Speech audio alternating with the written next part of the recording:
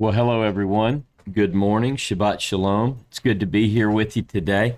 Look, I'm just posting a message. I'm going to put it not only, well, I think I've already been beat to it. Looks like Seth posted it. One of the questions is, how do I get into this fun and exciting and engaging Zoom call after the class? And there are a couple of ways that you can find that. One of the ways Seth posted, you can find it on our Discord channel, and it's going to be under Ross's report. But I'm also going to post another link, and this link, I'm putting it both places. I'm putting it in the Zoom call. I'm also going to post it on the YouTube chat. See, look how I'm trying to do both of these, multitasking already today, doing a good job, yay me. But that way, if you sign up for this newsletter, every week I send this out. If it doesn't come out, something bad is going on, so just pray for me. No, but I try to send it out on Thursdays, and what I do in that newsletter is say, hey, here's everything we're putting out this week. You know, here's the link to the class, here's the Zoom link, So if you're not signed up, go to rossknichols.com and you'll see Ross's report. You just click on that, sign up. I make it a habit not to sign people up. Inevitably, we'll get people who withdraw or they unsubscribe, and I don't want to ever say, I want to be able to say this because it makes me feel better when they say, I want off this list. I say, well, you signed up for it. So anyway, sign up and then make sure you check into your junk file if you're not getting it. All right. So again, Shabbat Shalom. We are in the book of Bamidbar. We're in the book of Numbers. And what you'll notice is the videos that we're playing, this Pentateuch New Look series, I have to tell you, those were filmed a couple of years ago, if you remember. And some of what you're seeing, like I said, hey, it's good to be back. I've been out for 2 weeks. When this was originally filmed, I was in the desert in Israel. I had gone there with Dave and Patty, and I think Jono at the time.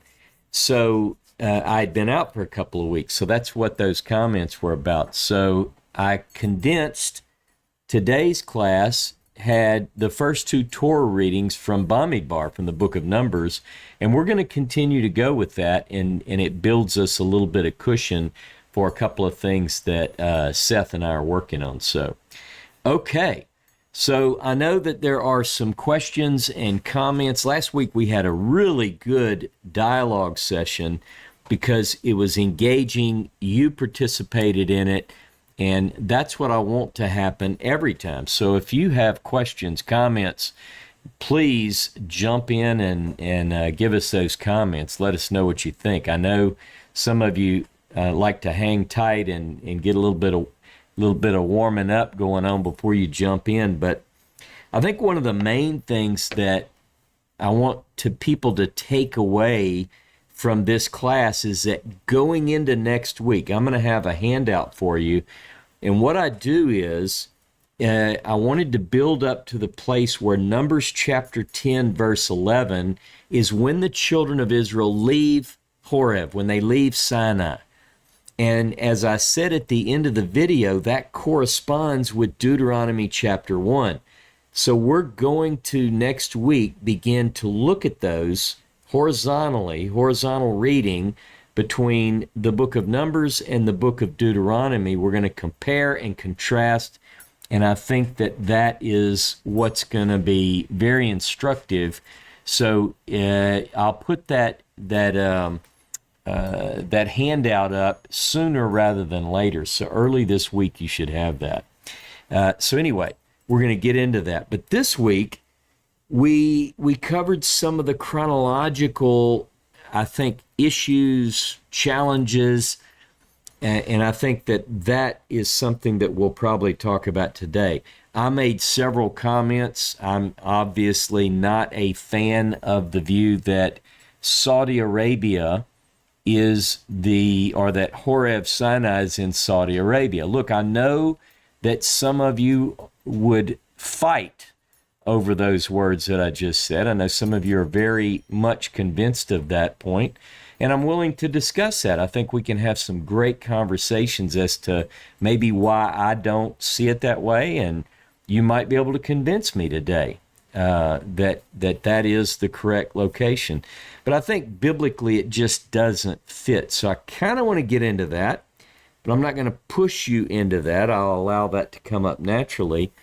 But one of the things that I do want to bring up is that, and I brought this into my class, there are 3 passages in the book of Exodus that say very clearly Moses is requesting a 3-day journey. Now, he wants to go into the wilderness.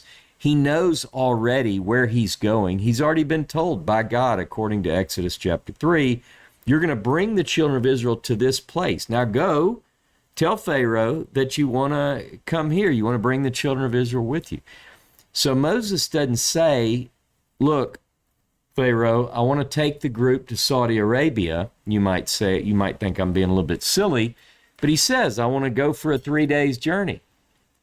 And I think he's being truthful in that regard. 3 texts say that. And that does put us in a certain distance from the Nile Delta region. So we're going to get into that a little bit, hopefully. One thing, just to talk about a little bit of modern, what's going on in the world today, I posted and then others posted as well. The good news this morning that four of the hostages in Israel were rescued. Some reports are saying released. One of our friends put, don't confuse, they weren't released, they were rescued in a military operation. 4 of the hostages are back in Israel, in Israeli care and in Israeli custody. So we pray that whatever it is that they've witnessed and the horror that they've been through, we pray for them to have a full and speedy recovery in every way possible. So keep those others, and then of course all of those who are currently in captivity, we pray for them as well. So we're going to get into some interesting things. Dr. James Tabor from the beach, my friend. Man, you just glow. I see that sun behind you. Yeah, it's pretty bright there. Yeah, I'm not at Normandy Beach. I wish I was. If I'd planned ahead, I would have gone to the 80th.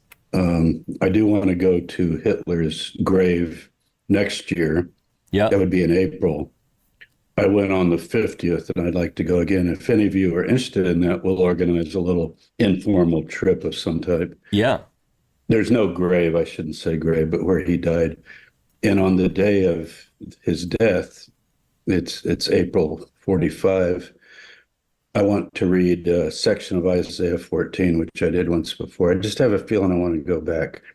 Yeah. And I did see the entourage today under the ark. And when I go to Paris, some of you know I went to high school in Paris, so I know it fairly well from olden days. Yeah. But right in the center under the ark is that big circle. You saw the president and everybody standing there. There's a famous picture with Hitler standing on that very circle, just dancing his little jig thing. Yeah. You know, because he couldn't believe he conquered Paris. I remember the first time, I think I was 16 or 17, I went and stood on that circle. And, you know, that was in the 60s, and just thought, wow, here I am, here we are. And what went on in that spot. Yeah. And that's not why I raised my hand. But okay.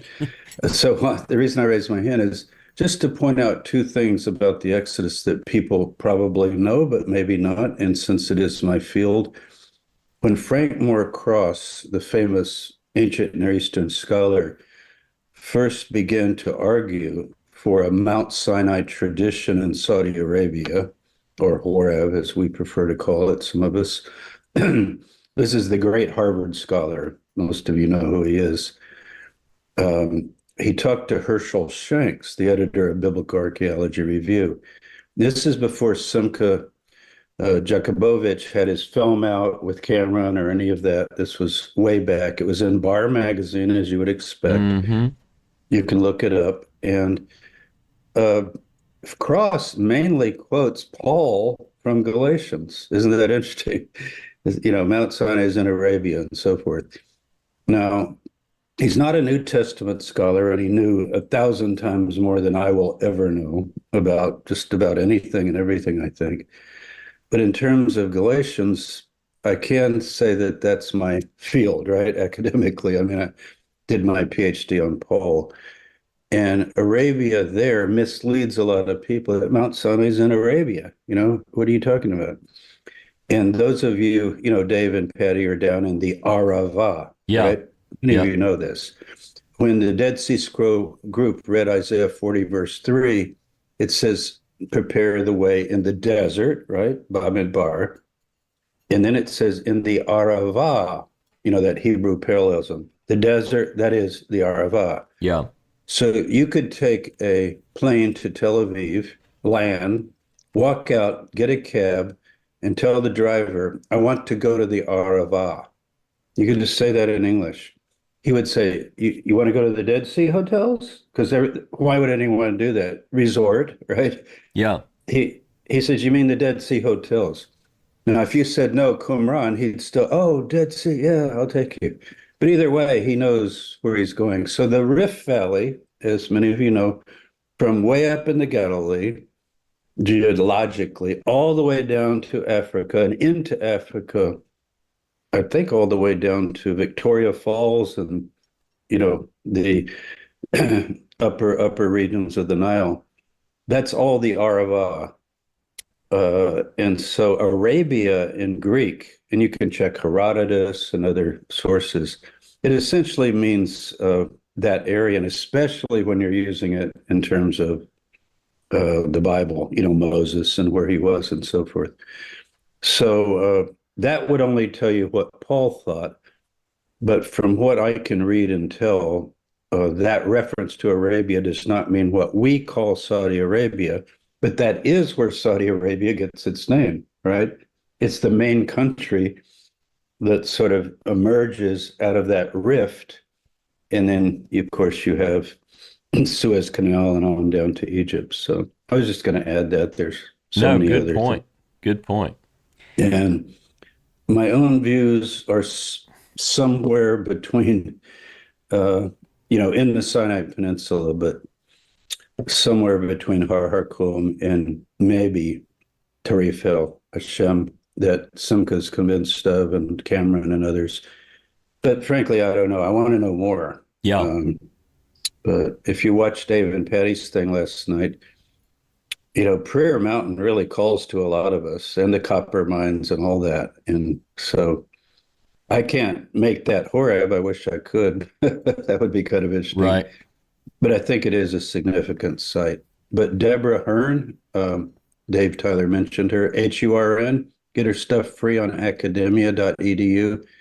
I think she's really the best.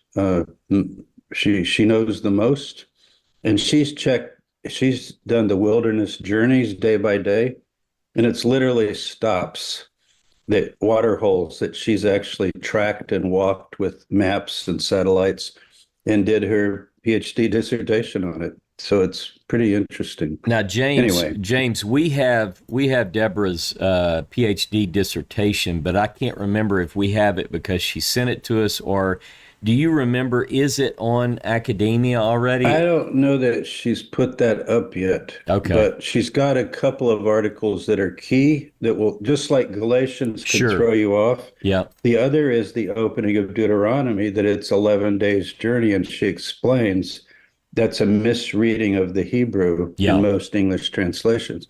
And even Simca starts there. Okay, 11 days journey, triangulate, this is it. And she shows very clearly that's not, it's a little complicated, but her paper is clear even if you don't know Hebrew. She puts all the charts up and here's how the words should be translated. Yeah. So, Yep. okay, good to see you all. Hey, And thanks for stopping in. I take know care. you've got a nice I'm gonna day ahead of listen you. to So. this wonderful group. The collective knowledge in our connections with people. You can't even imagine how many decades and decades and decades you people, many, many, many, most of you have studied, books, concordances, looking up things, this church, this fellowship, this, wow. Oh So yeah, I guess we're a motley crew, as we say, a kind of assortment, but what's wrong with that? I think it's pretty amazing. I do So, too. and Ross is one, as you know, not to brag on him, but everybody knows that he just said, if you got ideas, I mean, we could talk. We're all in the process of studying. And if you come to one of our meetings, I don't, if we can do Sukkot or even next spring again, you'll see if you've never been that all of us are perfectly open just to sitting and hearing whatever theory you have, or even we might say, well, that's kind of outlandish, but what convinces you of that? Right. Absolutely. I've changed my mind significantly on a lot of things. I bet some of you have too. So, so take care, everybody. All right, all right. So let me say something. I know that we had some of you got to experience a little bit of Shabbat from the dining facility at Biblical Tamar Park, and Dave gave a pretty good rundown. Patty lit the candles and did that for us, and then Dave sort of gave at least an overview of some of the things they've been doing. But there's those of us who've been to that place are absolutely convinced, as James just said, that it's a very integral part of the wilderness journey took place in that region. We know that. I mean, it's not like you go, well, I think it happened here. It's like on the tours, James and I used to tour together, and one thing we would do is you rate these places 1 to 5. Is this, because there's a lot of tradition in some of these locations. Well, you can say, well, do I believe that this is where Nazareth, or do you think this, whatever. But some things, when you get to like the Sea of Galilee, well, that's the Sea of Galilee. It's not moved. I mean, there are some very certain locations. Biblical Tamar, especially when it comes to the identification of that place as Tamar in the wilderness, is something that took a little bit of time. They didn't necessarily know initially. It was identified when it was first uncovered.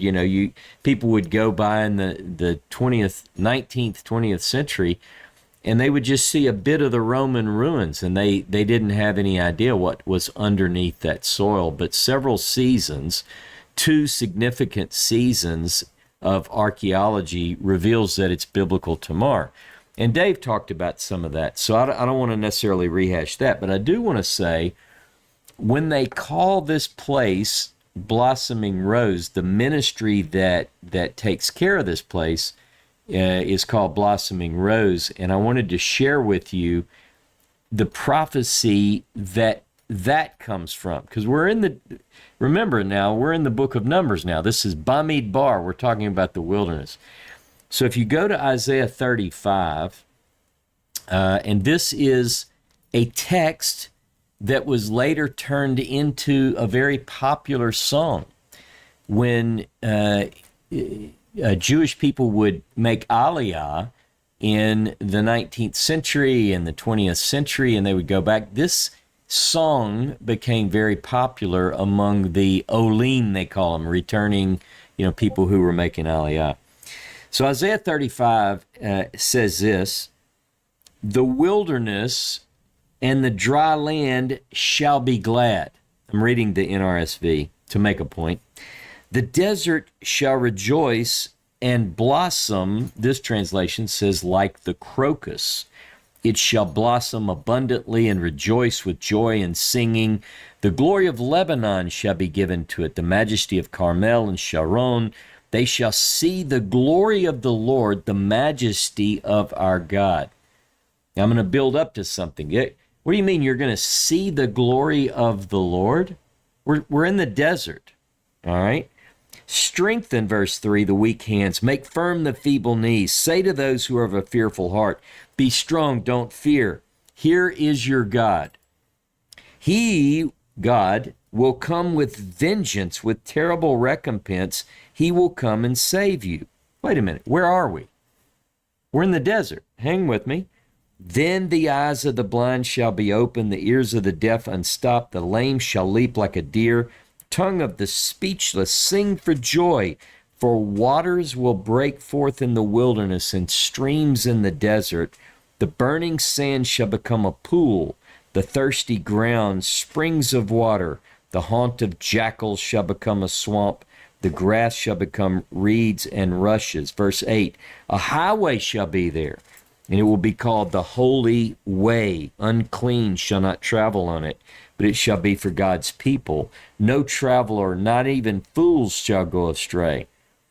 No lion shall be there, nor shall any ravenous beast come upon it.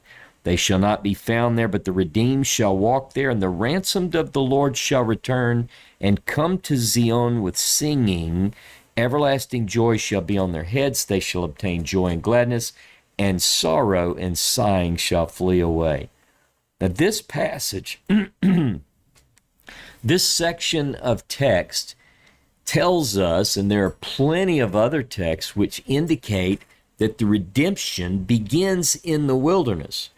If you remember in the class today, I quoted Isaiah chapter 40, verse 3. The Dead Sea Scroll community knew this. What do they heard, Nachamu, Nachamu Ami, comfort ye my people. And it says that the redemption starts in the hour of us. So that's why we find the Dead Sea Scroll people there. Why is it that the New Testament with John, that this redemption begins in the desert? It's all over the place.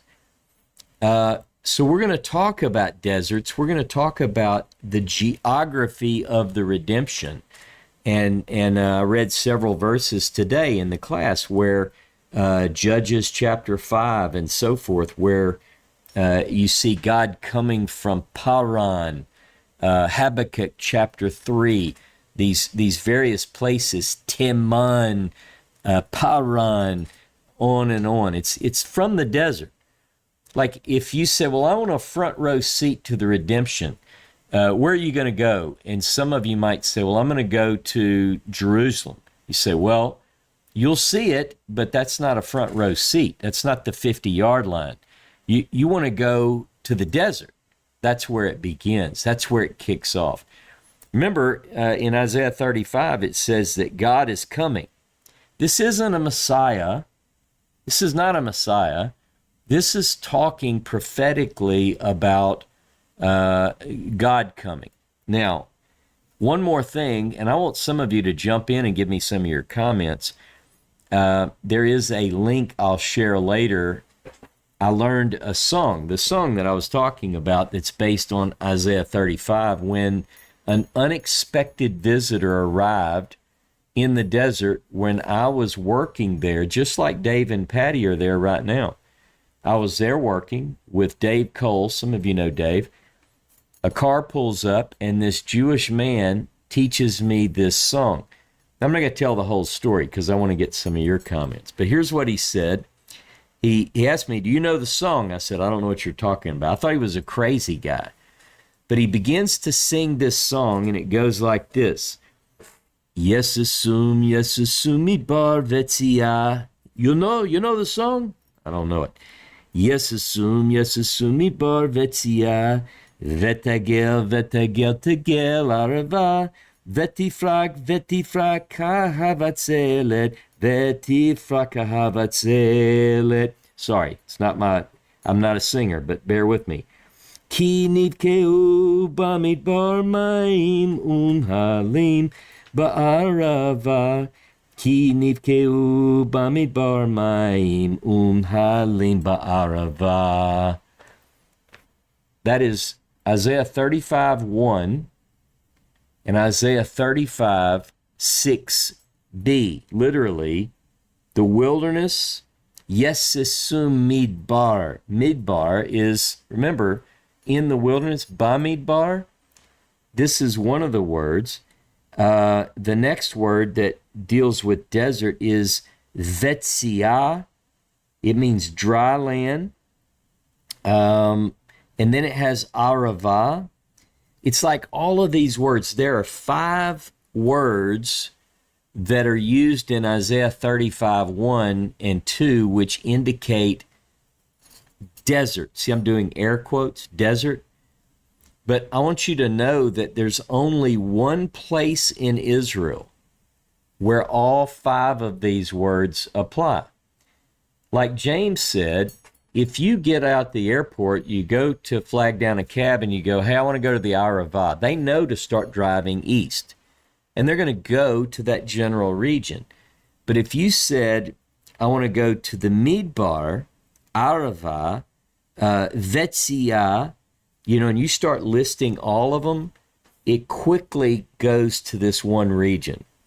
And so this is very, very significant. And then verse 6, the second part is that waters will break forth in the wilderness, and then streams in the desert. So anyway, significant place. Remember, Isaiah chapter 40 through 66 is so drastically different than the rest of Isaiah that many scholars propose that it's another author altogether. But that doesn't mean that chapters 1 through 39 don't contain some fascinating, very important prophetic passages. So, okay, now, give me some questions. Clody, welcome. Shabbat Shalom. Shabbat Shalom. How are you? Hi, everybody. I'm good. How are you? I'm doing very well, thank you. So I just wanted to talk a little bit about Bamidbar, Devar, and the voice. Okay. I think that everybody can relate to this, because the only moment when we can listen to God's voice is when we get calm and we are not inside the game, the erratic game of the world and of working and of duties and of wherever we are. We need to stay with ourselves, and we need to get out of the civilization and the work and whatever duties we have, in order that we can start and meditate and listen to God's voice. And I think that has, we have seen it in different examples. It's like Elijah, Moses, then Jesus, 40 days and 40 nights, wherever he was. Even Muhammad, they say that he stood like 40 days in the wilderness or inside a cave. So I think that's very, at least, symbolic. And I think that whenever we start to feel a little bit isolated and by ourselves, perhaps that's a good sign, because we might listen to that small voice or voice. Yeah. Whatever, if it's big voice or loud voice, I don't know, but that voice of God. That's all I could say for today. No, it's a good point, and I think a lot of people would say that it's some time in their walk that they feel very certain that they heard God's voice. However, that came to them. People, they have different ways of saying, I feel like God's telling me such and such. And one of the things that I always love to bring up whenever we talk about hearing from God is this very fascinating passage in 1 Samuel chapter 3. And Samuel is in the holy place, right? He's acting in a priestly capacity. And I love the way 1 Samuel 3 begins. The boy Samuel was ministering to the Lord under Eli. The word of the Lord was rare in those days, visions were not widespread. And remember, he's sleeping in the holy place, and he hears Shmuel. He hears his name, and he runs to, the story. You have to wonder what that was. Now, there are a lot of clues in that, and I want other people's comments as well, because he thought it was his teacher. He thought it was Eli. Did the voice sound like Eli, or did he just assume it's just me and the master Eli in here, so it has to be him? So I often think about that, but that the word of the Lord is rare. I think we are in the same time in some ways, that the word of the Lord is rare. That word, I love that word. But nonetheless, I think a lot of people claim that in some way they feel like God speaks to them or has in the past spoken to them. And I don't question those things. It's not my place. Who am I to, I think it's very interesting, a fascinating subject. So let's get some of your comments. Dave, maybe Dave and Patty. I don't know who's here. Who's here from the desert? Dave, Patty? Look, Dave Connolly. I see Dave Connolly. Hi. We have Zipporah here too. Hey, Zipporah.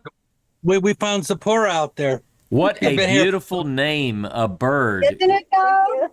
Isn't it though? It's beautiful. Zipporah made us Shabbat dinner last night, and I just wanted to, come and say hello to everybody. This is the holy deck.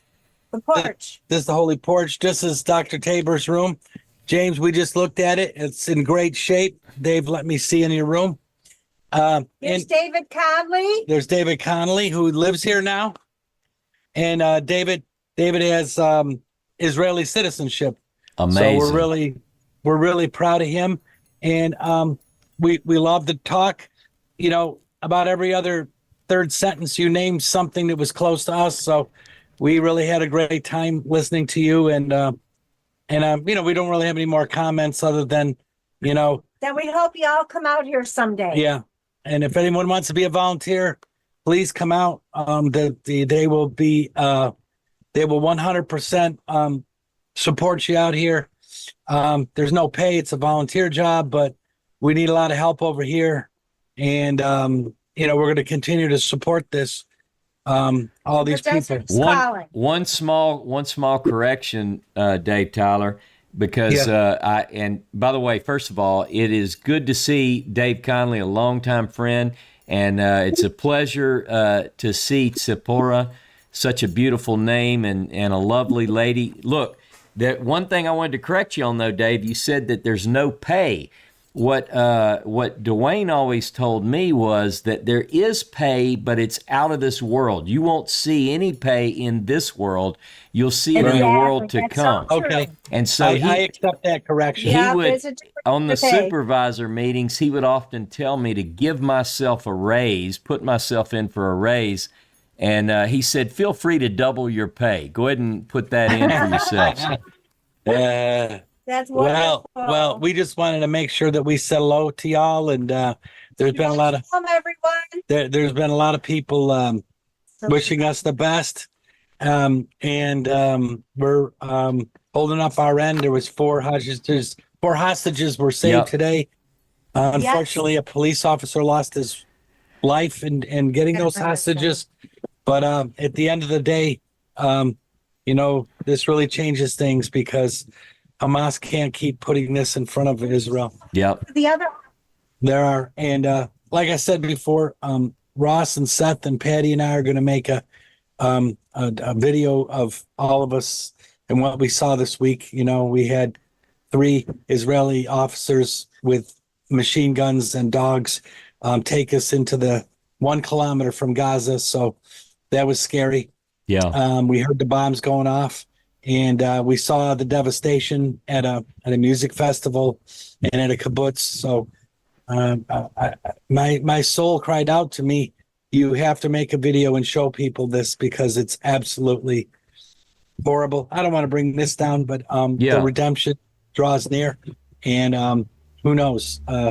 It's a great time out here. in Israel for people are all together. There aren't so many differences. Everyone's kind of coming together, and kind of like what happened in 9/11 with us. You know, everyone was waving an American flag. I've Yeah. never seen so many Israeli flags in my life. Good. As many Israelis celebrating Jerusalem Day as Right. ever before. Much Good. more. Right. Zipporah lives in the north, kind of north and west of Nazareth, Tiberia. Tiberia. Oh, great. So she's come down here with us, and so we're so happy to have her. And like I said, at the end of the day, we just want to say hello. And I know you got a lot more people wanting to talk, and we're gonna just listen to y'all. But Shabbat is over here, so it's Motzai Shabbat right now, and so we just are glad that you guys are on and want to say hello. Well, Shavua Tov, guys. Thanks for coming on. It's so great to see you on that porch. I know James is up next. Let's see what James says about. He wants to be with you too, James. Yeah, I want to be on that porch, I know you do. but and I will be, I hope. Yeah, I had two things. One, bouncing off Dave with D-Day and so forth, and then somebody mentioned Jerusalem Day, Zipporah.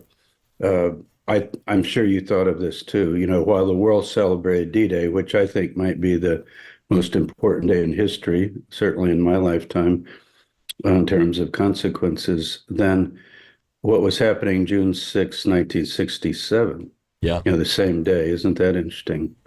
And certain calculations of the calendar, it works out to be Shavuot, actually. So it has to do with intercalation. But that I didn't raise my hand for that. But on Clody's comment about the desert, something I learned very recently, less than a year ago, just because of ignorance. If you had asked me, where was the temptation? Everybody knows temptation of Jesus, right? Yeshua, after his baptism. He's driven into the wilderness. Where's that wilderness? I would have promised you that it says in Mark or Matthew or Luke somewhere, the wilderness of Judea. All my life, I thought that. Yeah. How many times I've been to Jerusalem, driven out of Jerusalem, down to Jericho, point out, here's the wilderness of Judea. Here's where I later learned from Shimon Gibson and others, archaeologists, that's because in the Byzantine period, tourists are not going to go far. In other words, they'd go to Jerusalem and see all the sites, and then they could just take a horseback ride down. I'm talking about 4th, 5th century pilgrims by the thousands. They could go down and see the Mount of Temptation, which they claim now, oh, that's it right there in Jericho, above the city. But you look, it never says the wilderness of Judea, it just says into the wilderness. Okay, pick a wilderness. But then when you think of Elijah, where does he go? Arava. Paul went into Arabia, remember, for 3 years, Arava. That doesn't mean Jesus did, but I'm not so sure it's the wilderness of Judea. I think he came down the serpent's path, from the high area. You didn't go down by the Dead Sea because the water was up all the way to the cliffs. We know that. So he came down. And even when the Romans attacked Masada, they had to come in from the west. I think you all know that. They weren't down below. That was all water. So why would I think it would be Sinai or Horeb? Just the pattern of Moses. And I'm talking about the text too. You say, well, did that happen? That is another question. But the text. He's driven into the wilderness. And then the 3 temptations he answers by quoting Moses. And think about that. One thing on that too, just I know people may have thought of this. They're all 3 are from Deuteronomy. And according to the ancient triennial cycle, I found the time of year. I mean, you can actually because they're all right there together in Deuteronomy. So whether it's a literary creation or not, and it might be, but it's reflecting an idea that's out there, right? A, that you retreat, as Clody said, and get away. But B, that you do what Moses did, what Aaron eventually did. You get at the mountain of God and meditate and straighten out things and deal with your life and so forth. So Yeah. I guess you don't have to be at that place, but when I'm at Tamar, Oh, I man. always think about that, looking off that porch where Tyler's and Zipporah and David Conley are sitting. And thank you, David Conley, if you're still there, for all that you do. We go back a long time. David was even in the Worldwide Church of God, so some of you can imagine the journey he's had over the years. Yep. From Herbert Armstrong to Tamar in the wilderness. From Herbert There you go. Armstrong to the holy porch. How about that? That's right. Okay. All right. And Thanks, we'll Jim. come up with some more people that went there, but we've given you what? Elijah, Moses, Yeah. Paul, and Yeshua, and we can come up with some more. That's a pretty good list. Hey, Nadine, welcome. Shabbat Shalom. How are you? Shabbat Shalom. I'm well. How are you? I'm doing great. Is my microphone okay? I'm on a different computer Sounds today. perfect. Yeah, it sounds perfect. Okay.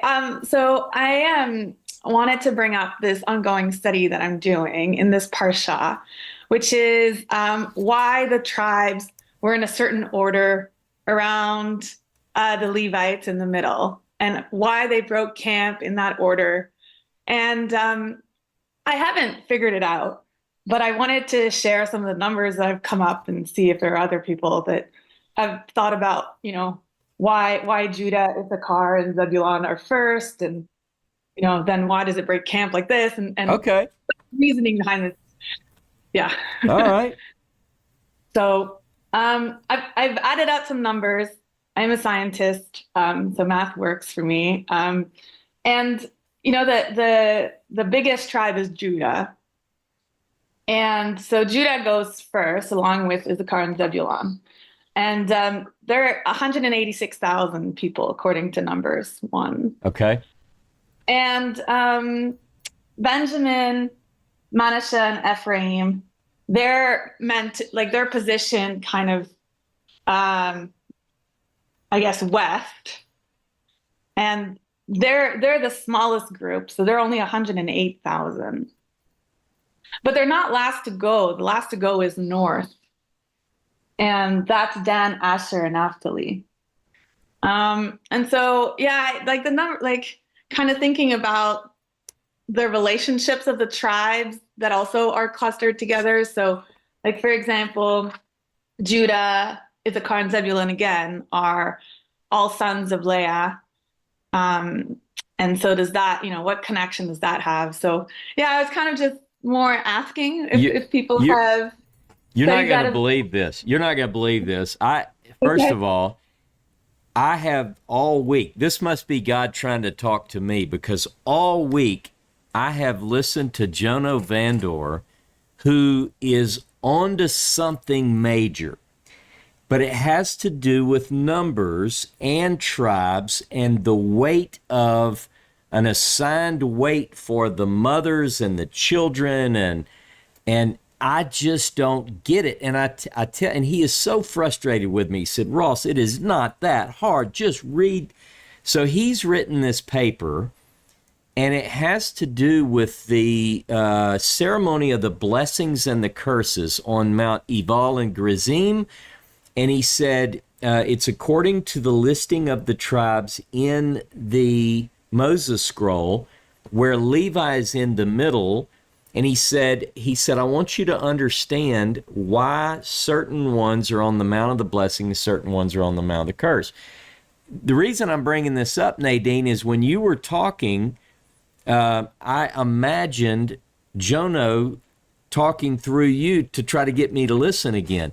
So Okay. if you wouldn't mind, mainly because I am not a math person, but I know that you're onto something, and I know that Jonah is onto something, and the beauty in my little insignificant place in this world is that hearing him, would you be willing to read what he wrote?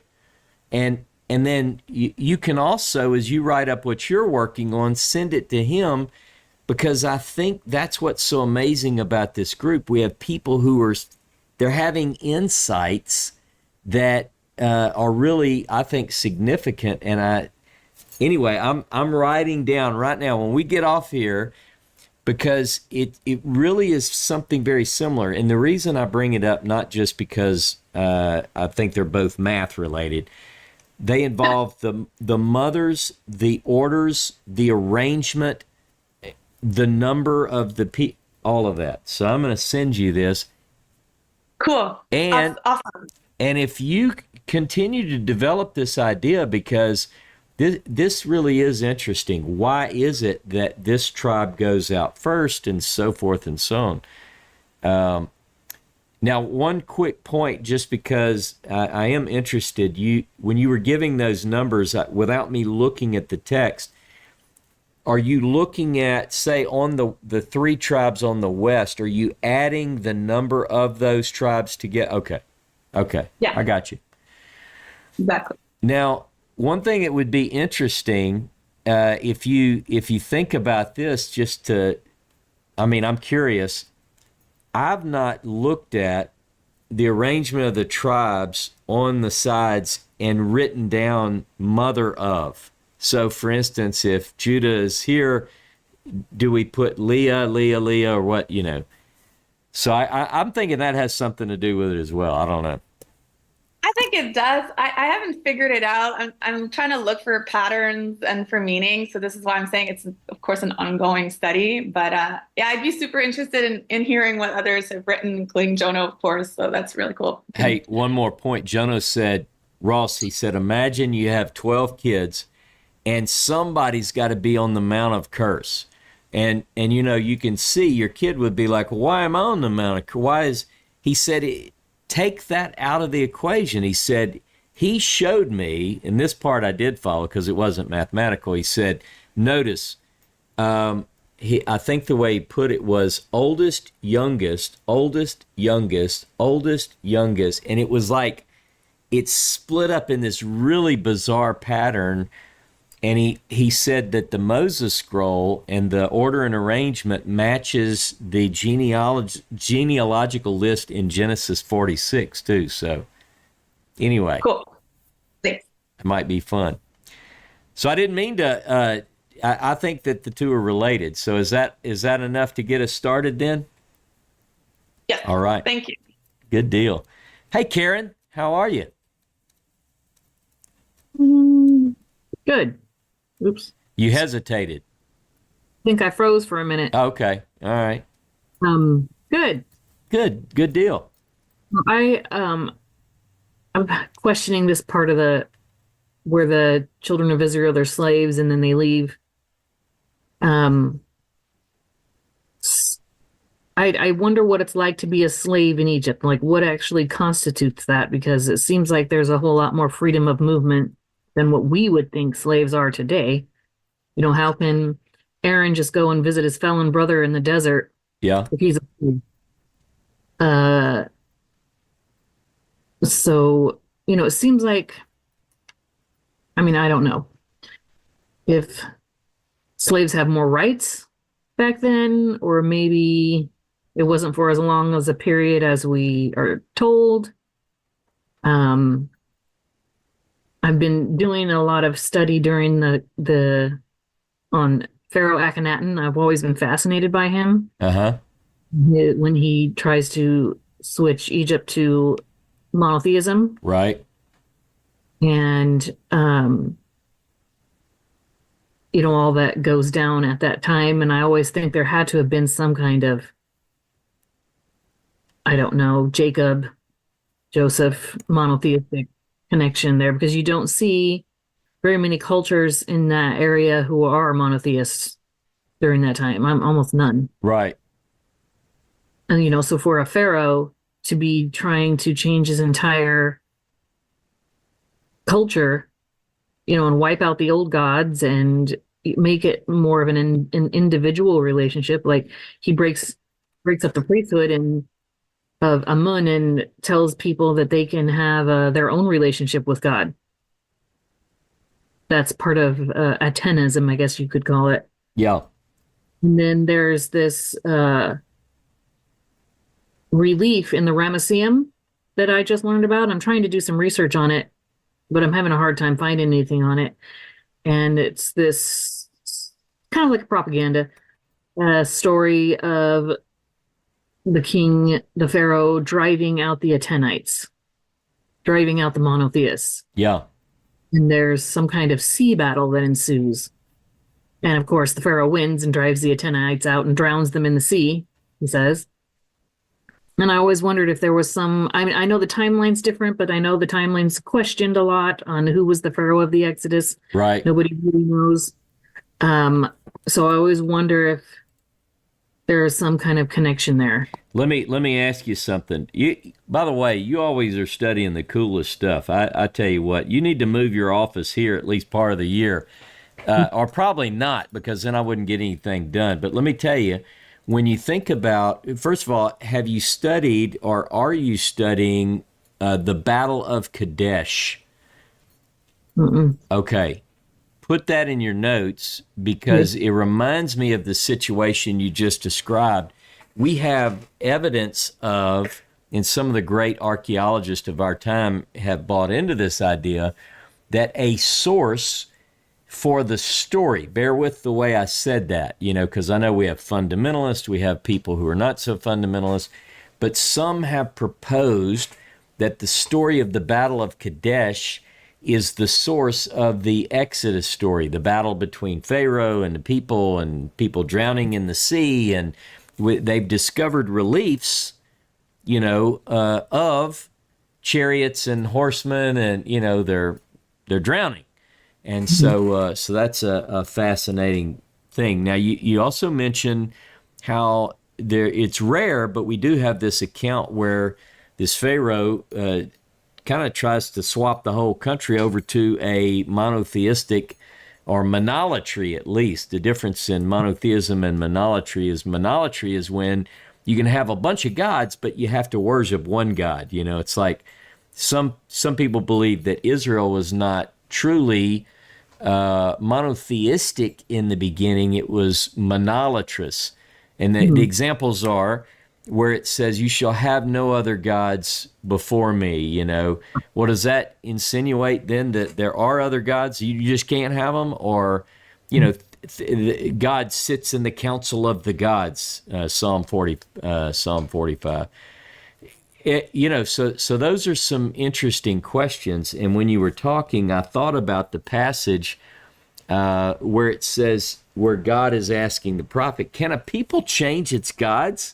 Who ever heard of such a thing? Right. But we do have examples in antiquity where, an individual could be this Pharaoh, Akhenaten, it could be Zarathustra, who has a vision, or, and it could be that sometimes that happens, maybe a spark, a divine spark, where the voice of God tells someone that there's only one God and no other. Right. Yeah, Battle of Kadesh, though. Think about that when you're... I'll look that up maybe so I can find more. Yeah, I was just really having a hard time finding a lot, hardly any information on that relief at the Ramesseum. Now, specifically, I don't know specifically about that, but I do have a good library with quite a bit here. If you send me just something, email or something like that, let me look around, because I might have something that can help you. And then what I was looking at. And then the only thing I would ask in return is keep me updated on what you're studying, because I'm not joking. You are looking at some interesting things. One other point on what you just said that perked my interest is what was slavery? We have this vision that mainly from Cecil B. DeMille, where they're just whipping them with, and I think our vision of slavery, as horrible as it is tied in many ways to a history that we're all familiar with, very cruel, racist history, that kind of thing. And but what was it? I mean, we have evidence, and this is pretty interesting to study. We have evidence where slaves or taskmasters in Egypt are reporting that so-and-so missed work because he had a toothache, and so and so, a slave, is drunk. You know, he was drunk the night before. I mean, this sounds like my people at the paper mill when I used to work in industry. It's not like they're slaves. They might have said they were slaves, but it sounds a lot like the union employees that worked with me. So And that's what I always wondered is, you know, like, would we consider them employees today? You know, because they're not working for themselves, they're working for somebody else. And, you know, in a lot of those times, you know, in ancient times, you worked for yourself, you worked for your family. yeah, You didn't work for other people necessarily, unless they were family. And so if these are employees that are getting paid in food, maybe, you know, is that considered a slave? it's a good question, and I like, and typically when I read in Hebrew, Eved, it means a servant, you know, a worker. It really means a worker. Now, I'm not saying that it wasn't cruel and oppressive, because we do have texts which seem to indicate that. But I remember when I first started looking at the Bible, I think something went off in my mind and my eye that allowed me, you know, maybe it was just from reading it for so long that I started noticing things like, hey, wait a minute. Wait, why is Aaron, so you're telling me Aaron just leaves? Is he sneaking out? Is he, you know, does he sneak past the guard post? Or Why they got to pay the midwife to kill the children if they own these people? Yeah, and what, did they have concertina wire? It just didn't feel right. There aren't other slave, like actual slave, like they own them kind of in the scriptures. But like this particular spot in Egypt is like, what? I don't think that necessarily parallels the other slaves mentioned in the Bible where they're actually owned. Yeah. And then there was another thing too, because and I should have done a little more research on this, but sometimes, you know, Egypt is mentioned, you know, God will say, I don't know if it's through the prophets or what, but don't hate the Egyptian, don't fight your brother Egypt. You were a guest in their land, or you were a sojourner in their land. Does he ever say because you were a slave in their land and they owned you and they beat you? I mean, well, it's more. I hear you. No, you're right. We do have those texts. We also have I'm trying to think off the top of my head. Someone else can help us. We've got a room full of Bible teachers. Somebody throw up the verse where it says, because you were slaves in Egypt. You know the maybe it's stranger I'm thinking of. Don't abuse the stranger, like you just said, for you too were strangers in the land of Egypt. Maybe it is. And I'm not saying during a certain dynasty, all of a sudden, you know, their class went down and they were oppressed and they were, you know, the working class. You know, that could have happened because, you know, dynasties change, new pharaohs come up. Right. And to your point, we do have text that says, you know, when Moses went to them and he presented them with this plan, you know, remember Aaron leaves Egypt. He goes through the wilderness. I think he knows exactly. He follows the trail. And he's like, oh, here's Moses right here. It's like not like he just walked out into the desert wandering around hoping he would meet up with the only other guy out there.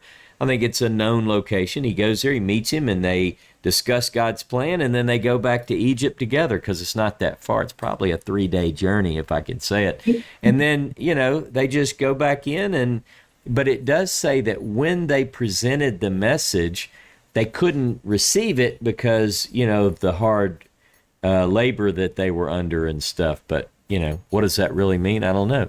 But it is interesting to study some of the accounts that we have. And we do have accounts of some of the slaves and not reporting to work and so forth. I thought it was particularly interesting when I found some of those. And like I said, one guy had a toothache. One guy was just hungover from the night before. And you're like, what kind of taskmaster is that? Now, the other interesting thing is that later, the biblical writer, the writers of Kings, the book of Kings, some believe that's Jeremiah, I don't know. Jeremiah had a good interest in freeing slaves, by the way. We see that he's even condemning one of the latter, towards the end, Zedekiah, because he said, you you were going to let them go, the slaves go, and then you took them back into slavery. How could you? But we do get some accounts, throughout the biblical narratives where slavery in that sense is talked about, and I think it's worth taking a look at. So, hey, good stuff. Good stuff. Battle of Kadesh. Look it up and tell me what you think. It may be related, maybe not, but it's something to look at. And then, All right. and then send me whatever you got, and I'll see if I can find anything here. Okay. All right.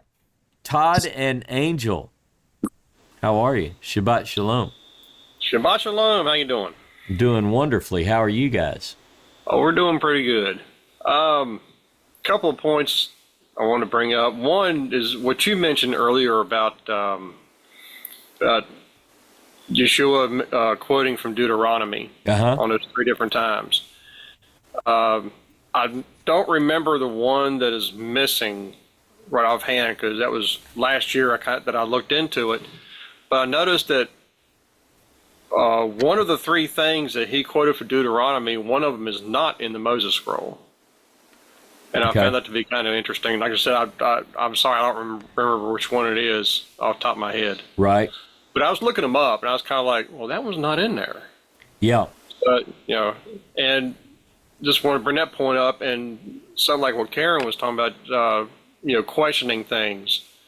One of the things I always thought was interesting, since you brought the wilderness up in the class today, was when Moses basically commanded the Levites to kill off the rebels, and that was okay. But then, Yehovah sends everybody else out in the wilderness to die of natural causes. Well, why is there 2 different instances of that? Why would he have Israel kill each other for being rebels, and then turn around and send the rest in the wilderness just to die off? So it just doesn't make sense. Well, welcome to the world of critical reading, right? It's I mean, look, I know that there are a lot of answers that would be presented by apologists, those who have defined and defended the text at every opportunity, and I'm open to those as possibilities. The other is that, for instance, in I think the case that you're mentioning, where Moses is told, he tells the Levites, "Strap on your swords, boys, and we're going to kill our brothers," and thousands and thousands and thousands are dead. That's very, very striking, and it has to do with, as you know, a violation of the holiness zones of the tabernacle, and it's a pretty bad story, actually, if it really happened. I know some people just gasped when I said that, but it's a pretty tough story.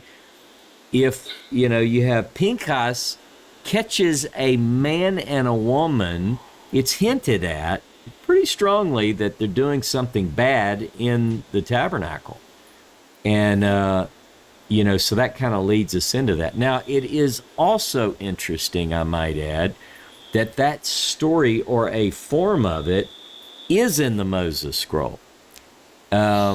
This whole Numbers 25, and there's a lot of scholarly discussion on why do we have the Midianite women and the Moabite women.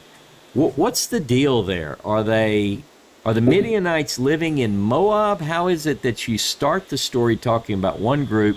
Well, most scholars just say that a lot of that story is a mix of different sources. I'm sure you may have come into that. Anyway, now, speaking of in the Moses scroll, you brought up that the passages, the 3 texts that Jesus of Nazareth, that Yeshua brought up in the temptation narratives. Right. And if you look at Matthew and Luke, now I'm going back a ways. This is not my field, as I would say it.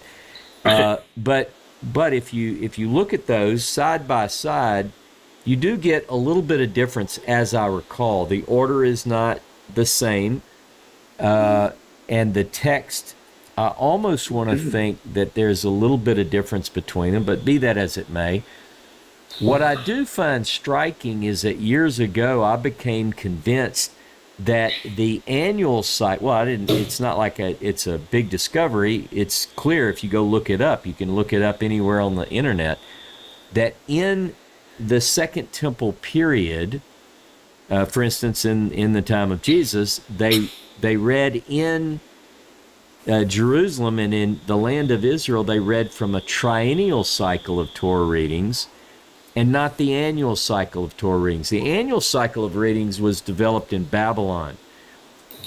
And so what I found fascinating, and it led me to a big part of my life, was searching out and studying these triennial readings. In fact, if you look on my academia page, I have a chart of the triennial readings. And what I found interesting, to the point of Luke chapter 4, is that Jesus goes into the synagogue, I'm paraphrasing, as was his custom on the Sabbath day, and a scroll of the prophet Isaiah was given to him. He opens up the scroll and reads from it, and he happens to read Isaiah 61 verses 1 and 2. Now, people who are specialists in Greek scholars, James may have jumped into this discussion before in his past, but we know that the language indicates he didn't just like flip it open. He was going to a designated reading. Right. And so in that triennial cycle of readings, we know that Isaiah 61 verses 1 and 2 is a prophet reading at a certain time of the year, according to the three and a half year cycle of readings. And by the way, it's during the time when Deuteronomy is being read. So years ago, I would have argued for, because it was my interest, it was my field, that the adversary that meets with Jesus of Nazareth in the wilderness throws something at him, and he's so into, because he just left his synagogue, right? He's into Deuteronomy. He's quoting sections of Deuteronomy that would have been covered in those previous weeks, months, whatever. So interesting. I don't know, that maybe some of you, maybe you, Todd or Angel, maybe that would interest you and you could pick it up. If so, that is interesting. Yeah. If so, there is a fantastic book. Let me think. It is a woman scholar. This is the way my mind works. I've got to bring in the clues that I pick up on. And I think the book is called John and the Liturgical Cycle, or something like that. That's not it, but it's close. If maybe even Google woman scholar who proposed that the Gospel of John was following the triennial cycle, you'll find it. Now I'm going to be puzzled over this until I can walk back to my library. Here's what she said. Eileen Gilding. Eileen Gilding is her name. Aileen, I believe, Guil. She's looking it up. Yeah. Anyway, the fascinating research, and she said, a lot of people who look at the Gospels, you look at the Synoptic Gospels, and you have a certain chronological order of things, and John just does his own thing. She argues, she goes, no, stop being silly. The reason John is different is that John is following a liturgical cycle.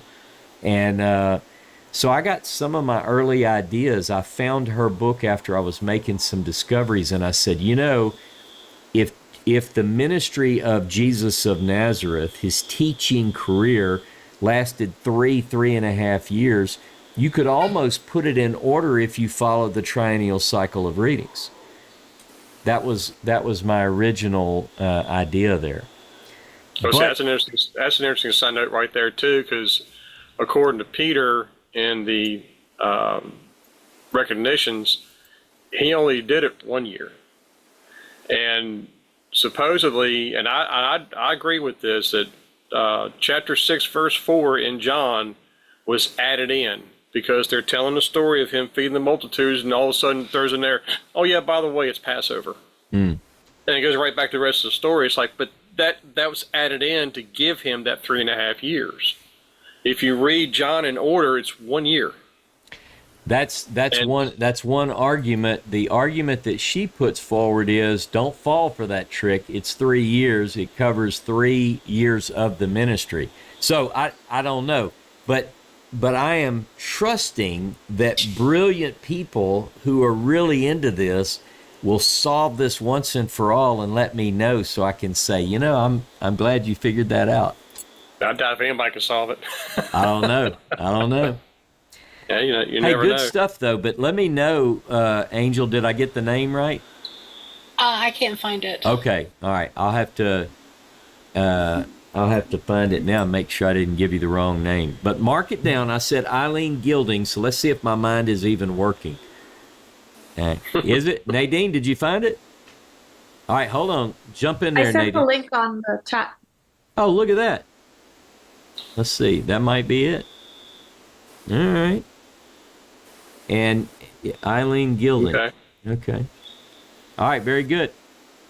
And I will. I'll look and see if there's anything else I have on that. If that's of interest to you, I'm happy to do that. I'm writing it down right now. Yeah, that's always willing to hear other perspectives. All right. Good deal. Hey, thank you guys. Thanks. Nikita. Shabbat Shalom. Welcome. Shabbat Shalom to the congregation of the Most High. Can you hear me okay? We can hear you fine. Wonderful, wonderful, wonderful. I'm trying not to be hysterical. I'm trying not to go through any particular type of rant, but I was just in love with the class today. It's just on fire. I'm trying to talk slowly so I don't end up, so everybody can understand me. So forgive me if I do go astray. I'm doing my best to restrain myself. Hey, you have a perfect speaking voice. You have one of those radio voices. Everybody can make out everything you're saying. It's great. Oh, praise the Most High! 'Cause before you clicked on me, I said, Lord, may I serve you and say the words you want said. So I'm glad that I'm being clear, even though I feel like I'm a hot mess. All right.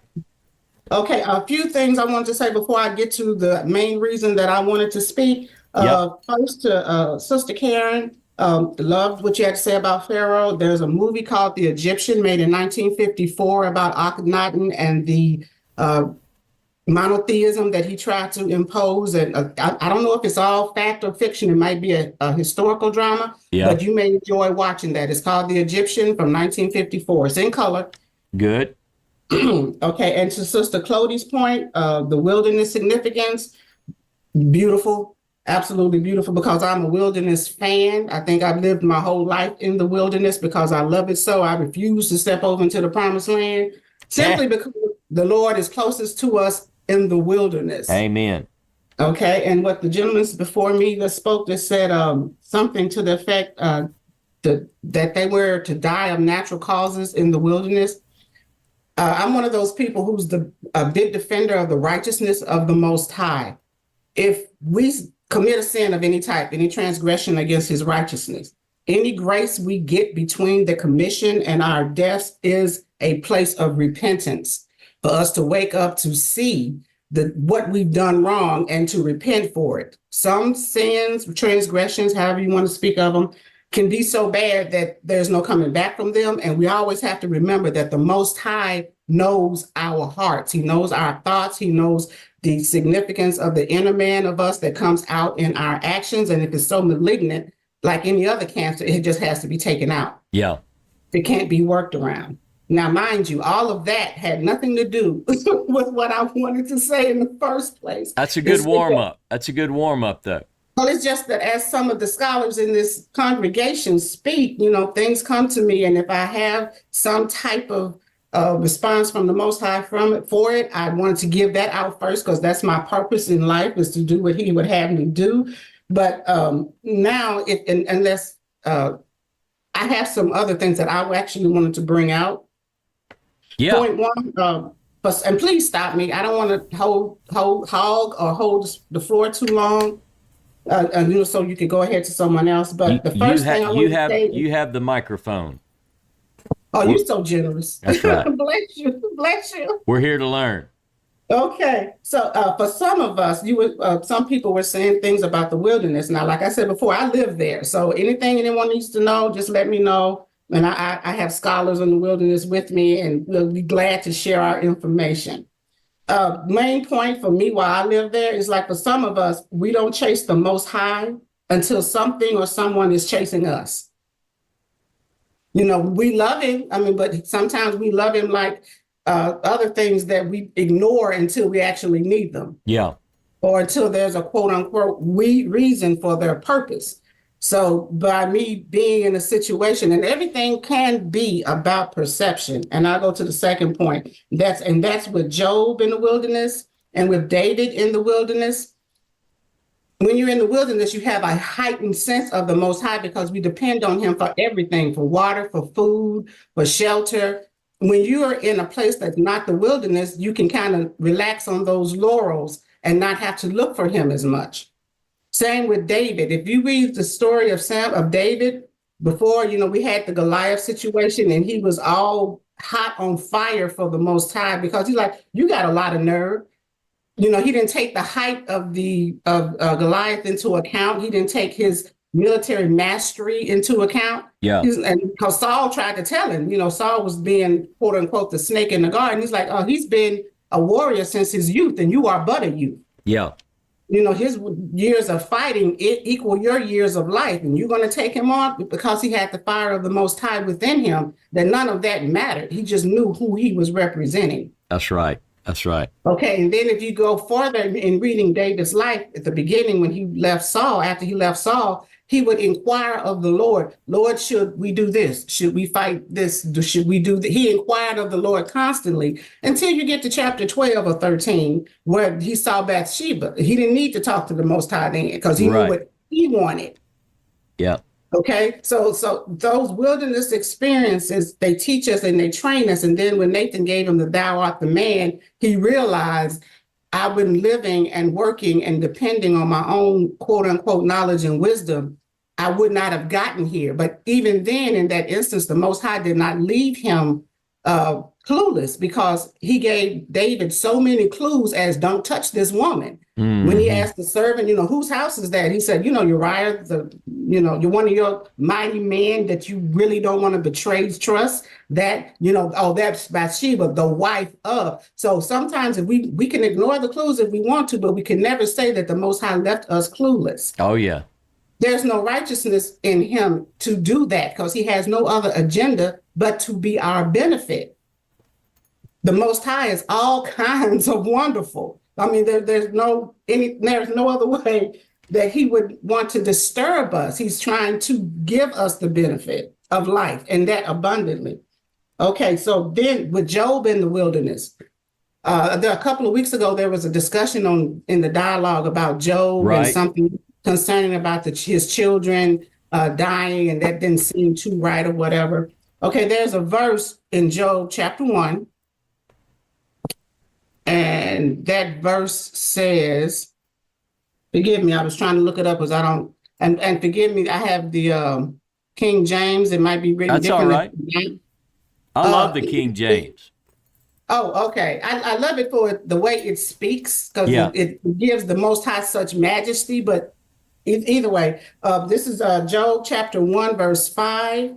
And it says, and it was so, when the days of their feasting, speaking of his children, were gone about, that Job sent and sanctified them and rose up early in the morning and offered burnt offerings according to the number of them. But Job said, it may be that my sons have sinned and cursed God in their hearts. Thus did Job continually. Now, Job is their father, and he knows, and a father, if you're a parent, you know your children and what they are sometimes capable of. Mm-hmm. Okay, if Job thought this so much so that he would sacrifice for them when we die, I don't care who we are or how we die. When we die, that was our appointed day. Okay. Yeah. No matter what was going, if Some people died in the plane crash that day. Okay, that was their day to die, even if they never got on that plane. Just because the situation particularly happens and it looks like a certain thing caused this or caused that, no one is above the timing and the control of time for each of us other than the Most High. Mm-hmm. So I do not fault the Most High for anything because, and the saying that Job had in chapter 1, verse 21 is so true. And we neglect it. It says, naked came I out of my mother's womb, and naked shall I return thither. The Lord gave, and the Lord hath taken away. Blessed be the name of the Lord. Anything and everything we have was given to us by the Most High. So we should treasure our time with each other because we don't know when our time as well as their time will expire. So all the the rest of Job, from that verse all the way to the end of Job, when Job comes back to an understanding of what he said in verse 21, he was right all along, but the longevity of some suffering causes us to waver in our resolves toward the Most High as if we're being ignored when we already knew the point of the truth in the beginning. So if Job is making these sacrifices for the quote unquote transgressions, sins of his children, and this is what he thinks they may be doing on all these parties and feasts. He had 7 sons. So if they're having a party every day, somebody's partying on the Sabbath. Yeah. Okay, so somebody's having a jam on the Sabbath. So that's one thing. And then the 3 stages of the wilderness is the beginning, like with Job, where he had that strong resolve. And he said, you know, it's all gone, but blessed be the name of the Most High. Yeah. He was really strong in that. But as his tribulations and trials wore on, it wore his resolve. But he was still strong enough to try to defend it when his 3 friends came around. Okay, now he had 3 friends, I forget their names, but our 3 friends are longevity. What have I done to deserve this? And the other friend is, well, what do I need to do to get out of it? Look, I tell you, the idea of the desert, one of the things that you were bringing up, it's the same view that I have. It's people almost without exception, at least in my former religious associations, when people feel like their heaven is brass, they're in a dry place spiritually, they'll say, brother, I'm in a wilderness. You know, and that I always take the different view of the wilderness. I see the wilderness as the place where God fell in love with his people. It is God's place, and we're going to talk more about that in future classes. But one thing, when you were talking about the desert and your affection for the desert and so forth, one of my favorite passages, and it deals with God in the desert, and I think about this particularly when I'm at Biblical Tamar, where Dave and Patty and Zipporah and Dave Conley are right now. It's Psalm 68. When I first, this goes back a ways, so this is in the 80s, I went to an Assembly of God church just off the street. I was a soldier. I'd worked all night. I had my uniform on, and I just went to this. I was looking for a Baptist church, to be honest. I didn't know what an Assembly of God church was. I just wanted some good old Southern Baptist church to go to because I felt like I had to go to church that day. And I remember I went in there, and all I could think of, some of you may not relate, but I think most of you have had a religious experience like this. I felt like I needed to rededicate my life to God. I was in my early 20s, I guess, and I just wasn't living right. I mean, I had drifted from what I think I was supposed to be doing. And I remember I didn't even know what the preacher was preaching. I just wanted to run to the altar. I mean, I wanted to rededicate. I was there for one reason, rededicate my life to God. And that, by the way, is what started all of this. And I ran to the altar as soon as the preacher said, does anyone need prayer? I mean, I ran and just fell on the altar and started praying. And somebody came up behind me and was praying for me, with me, whatever.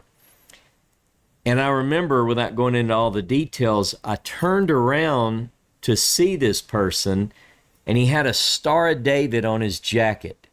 He had long, long hair and a big beard, and here I am, clean shaven, buzz cut. It was striking. I mean, he looked like Jesus, as I would understand it. But anyway, Star of David, and it had Psalm 68:4 was written on that Star of David. So this ties in with all this, believe it or not.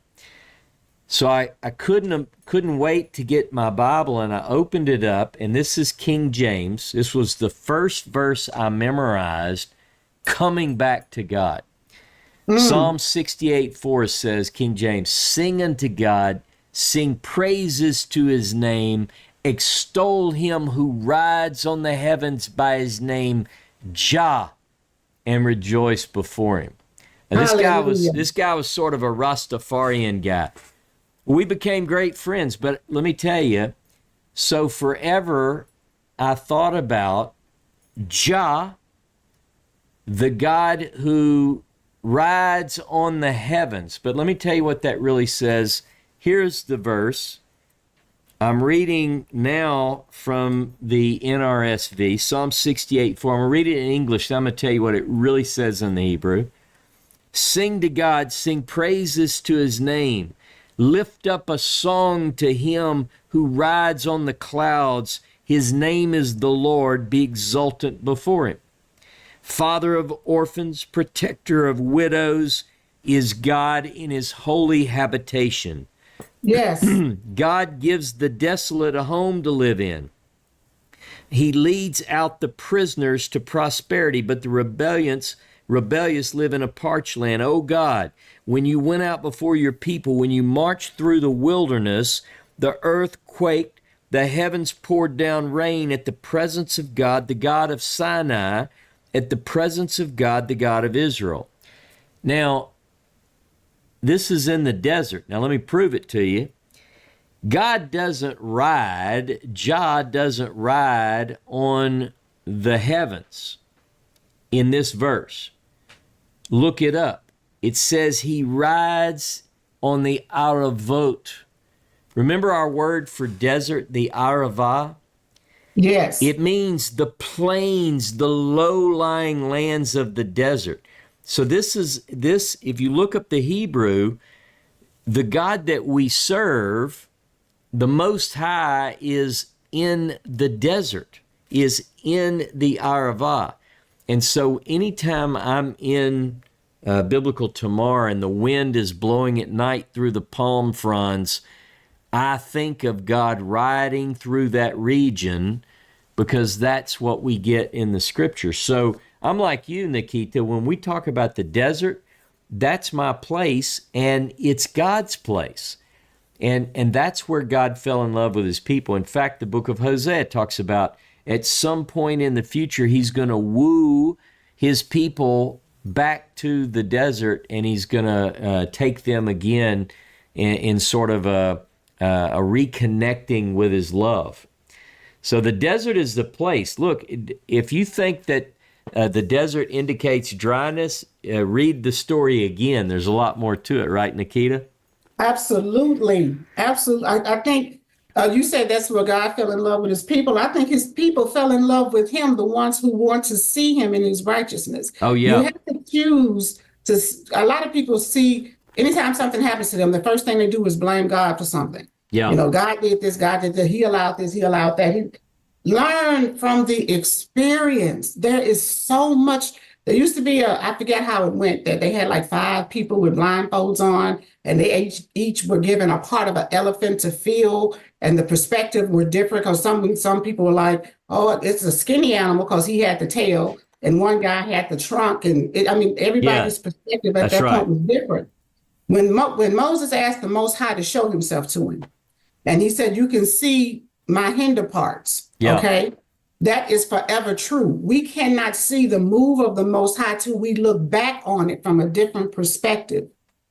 You Good have stuff. your past perspective, which is what we see when something is actually happening.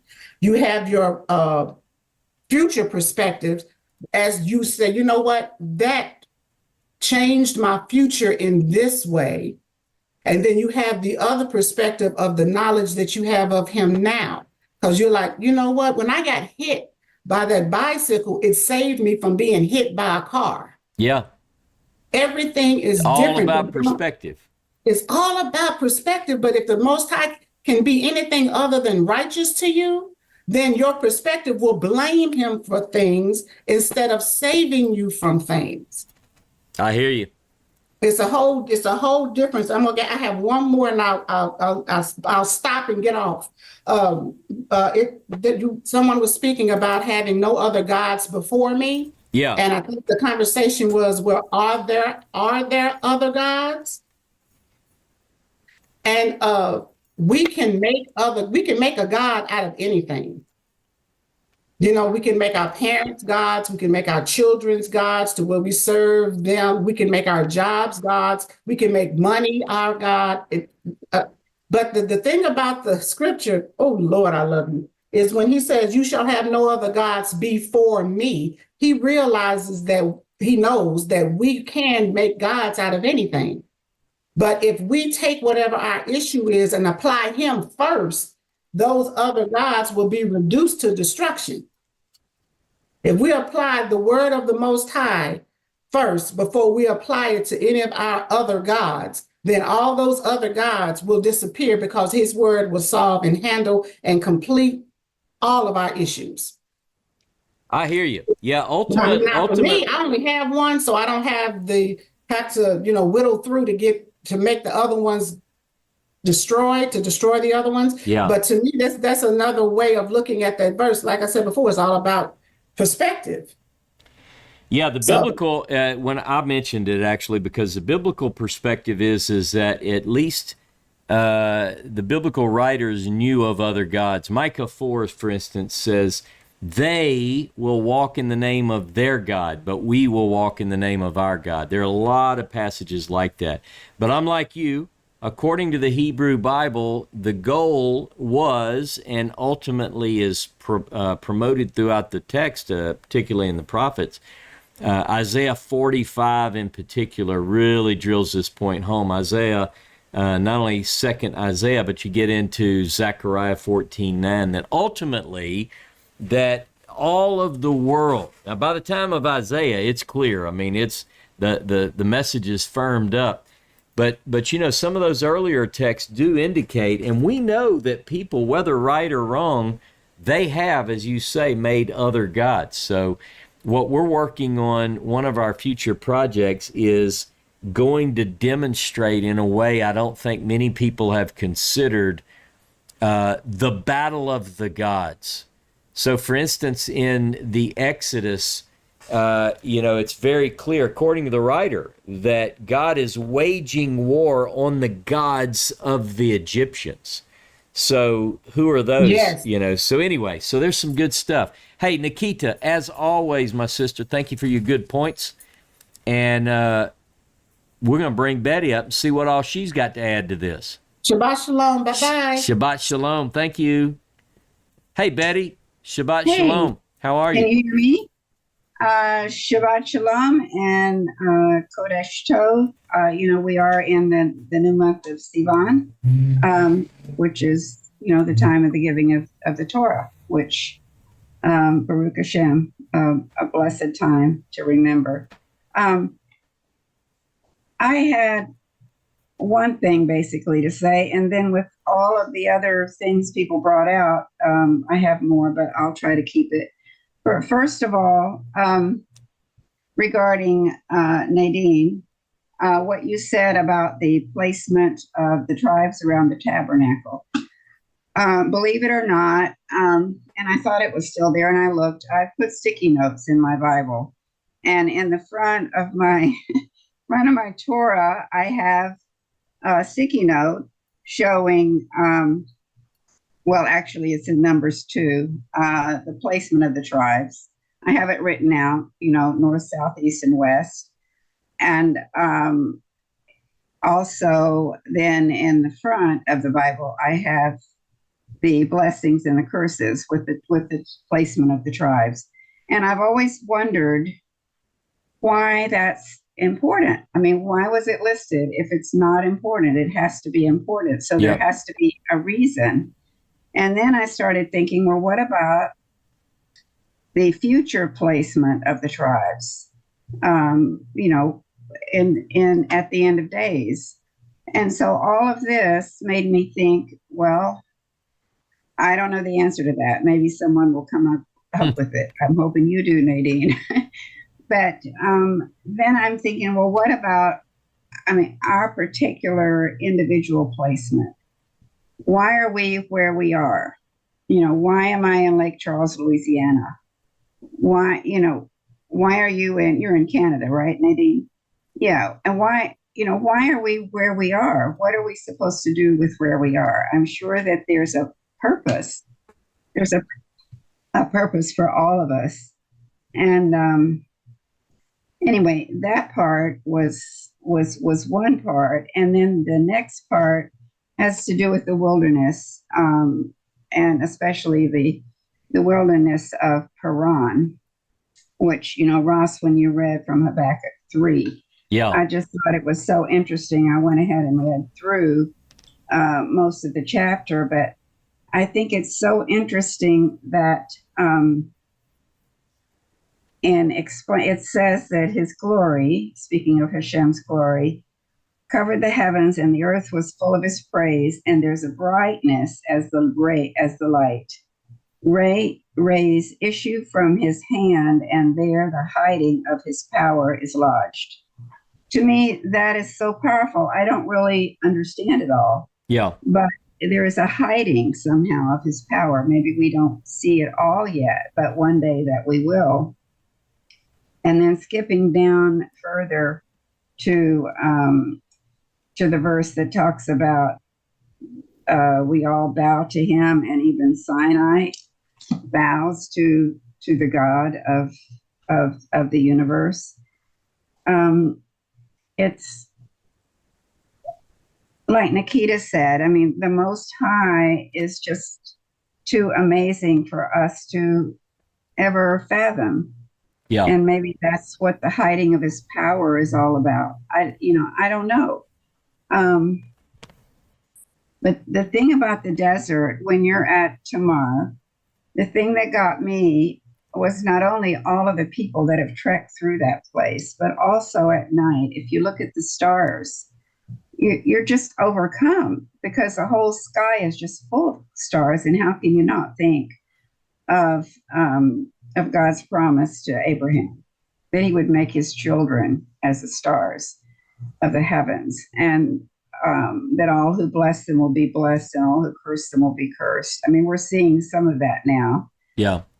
Not all, but we are seeing the children of Abraham coming forth who didn't know who they were, and they're discovering their place, and they're discovering their God. And I just think that's amazing. And so that promise, I think, is coming true today. I mean, in the midst of all the evil and all the horrible things that are happening, there's good. And so to me, my place and our place, I think, is to just be light and to share what we can, and to be the best that we can be for of ourselves, and not to turn a blind eye to the evil. As David said, we have to speak out, but yet we can still be a light and shine, because Hashem placed a light in each of us. And to me, that's our purpose, to be the best that we can be. Amen. And I guess that's about it. I mean, there's a lot, but sometimes I've felt too that that the heavens are like brass. Yeah. But we have to break through that brass. And I think gratitude is the best way to do that. Rather than all of this, please help me to do this, and please do this, and please do this, and please do this. Just thank you for this, and thank you for this, and thank you for this. And then to me, we will have more peace of mind and be able to share more. I just think gratitude is one of the keys Absolutely. to living life. I tell you what, thank you, Betty. You're Thank you for those welcome. comments. I wanted to point people to the chat in this open window in the Zoom call. There's quite a bit there, and Baruch John Perry has posted some of the notes that he continues to put out. Very, very helpful.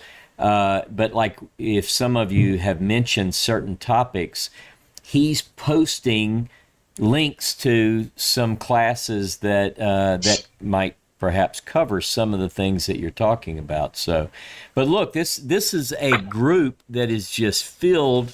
I say it all the time with teachers. I mean, many of you have been doing this for a long time.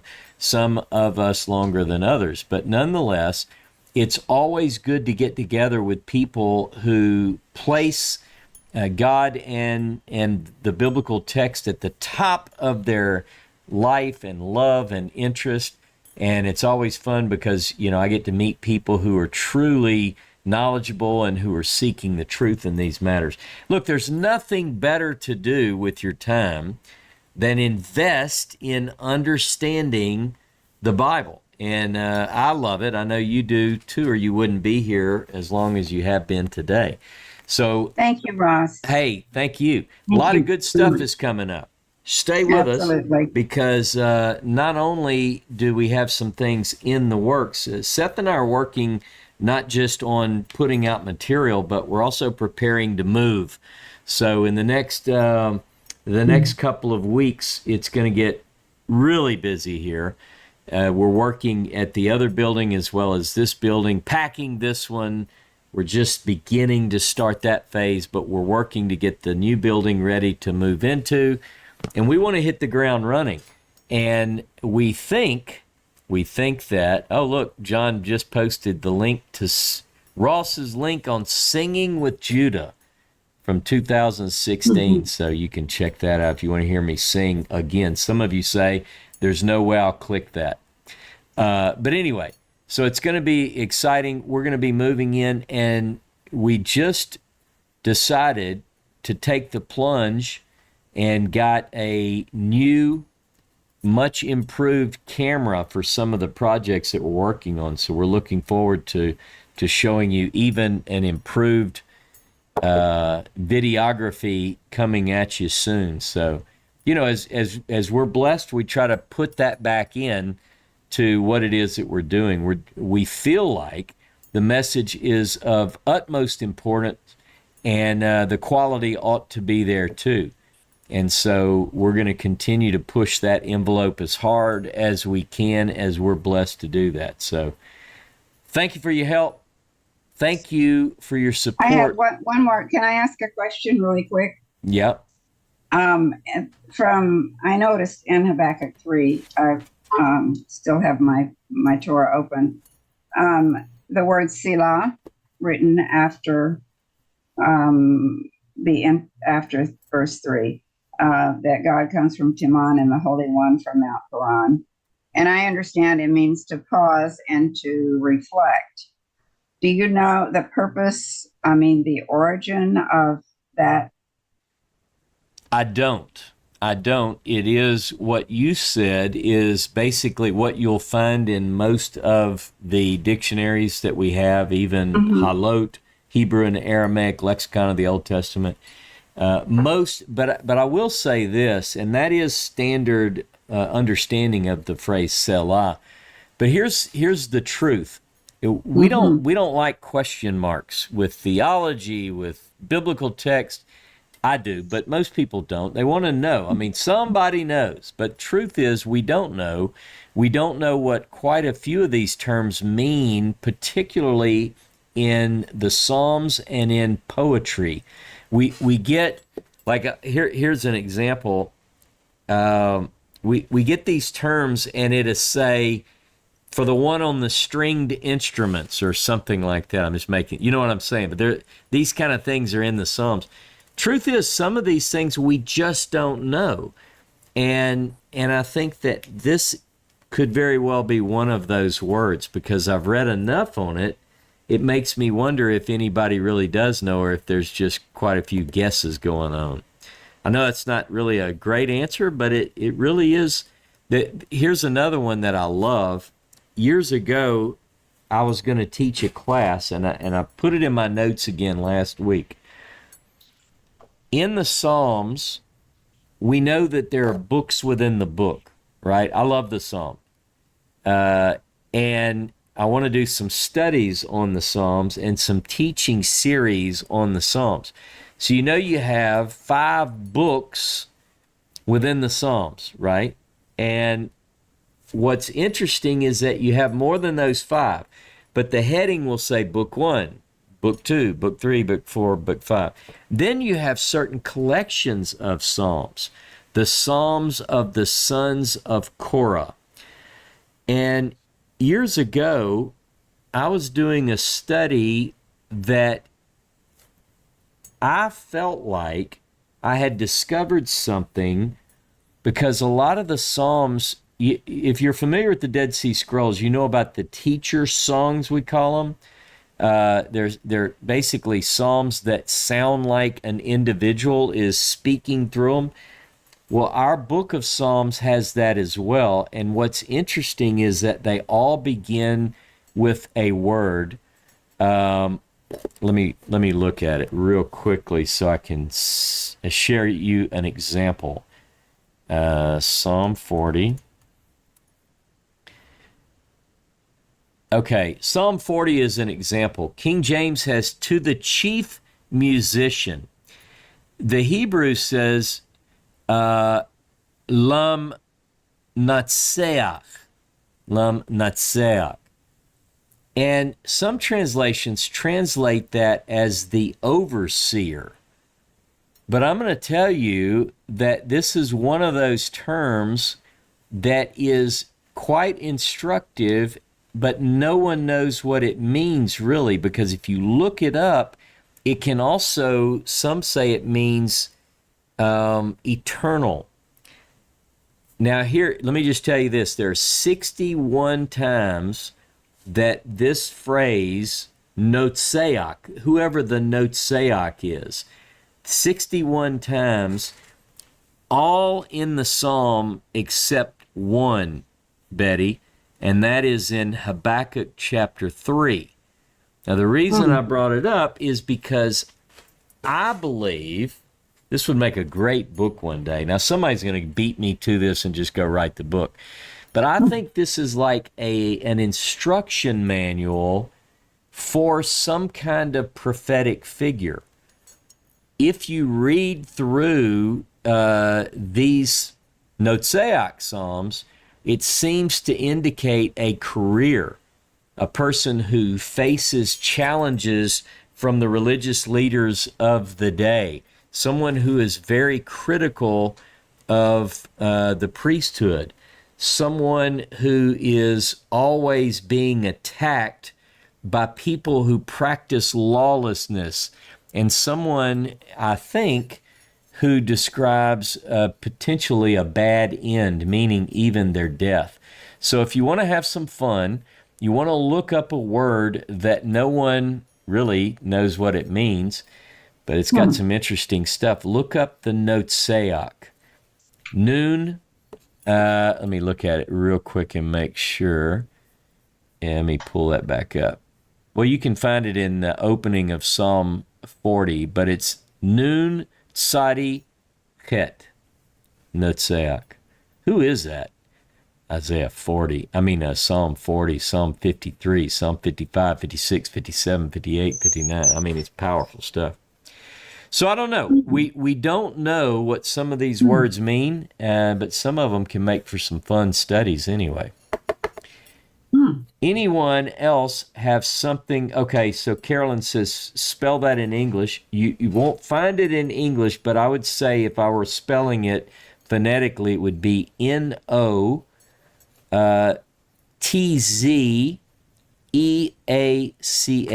Notseach.